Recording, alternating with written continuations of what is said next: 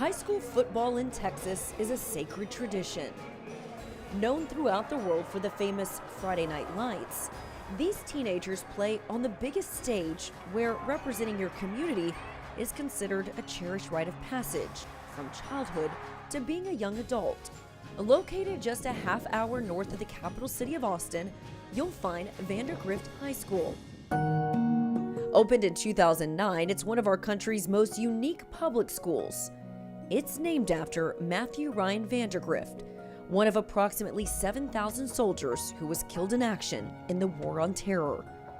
Drew Sanders is the first and thus far the only coach the Vipers have ever had.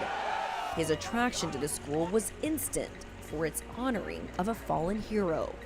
And I was hired after the naming process had started, but it was one of the things that attracted me to the school because I thought it was so unique. I'd never heard that last name before and really didn't know much about it until I did some research. And then once I did research, it was like, wow, there's just so much there that you can honor and try to tie into the fabric of the school. When I actually started to dig in a little bit and learn about the family and about Matthew, I was so impressed. And now we pulled the thread with his service and sacrifice through the school in all of our programs. And now I can't imagine the school not being named after him. It's just so appropriate.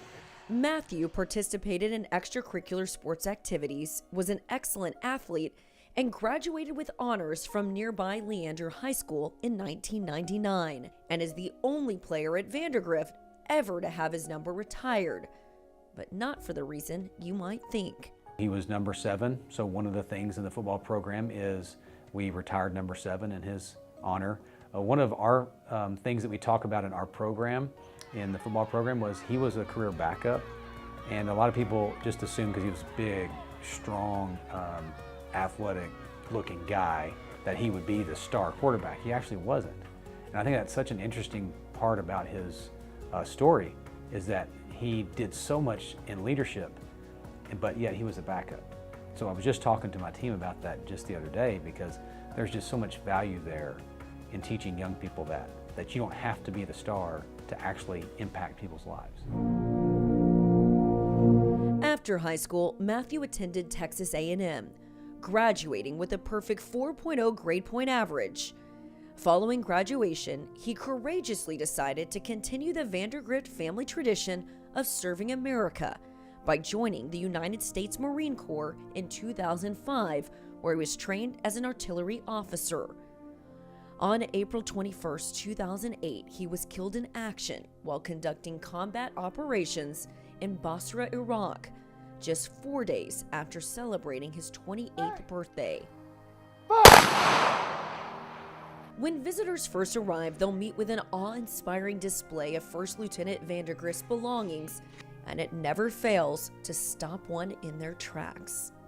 Honestly, I don't know another school in Texas or really anywhere that's named after a contemporary hero. So I would say the significance is you can name a school after someone and honor someone and really make it something meaningful. Matthew Vandergriff will always be a hero because of his sacrifice.